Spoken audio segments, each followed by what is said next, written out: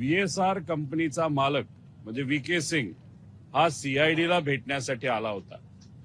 पोलिसांना भेटण्यासाठी आलेल्या माणसाबरोबर तुम्ही आसपास जर बघितलं तर बंदूकधारी सिक्युरिटी सुद्धा होती. 11-11:30 वाजता VK सिंग सीआयडी कार्यालयामध्ये आले असं आम्हाला कळलं. पार नाश्त्यापासून जेवणापर्यंत आणि कदाचित आम्हाला असंही कळलं की संध्याकाळी अर्धा एक तास त्यांना टीव्हीवर क्रिकेटची मॅच सुद्धा तिथं दाखवली.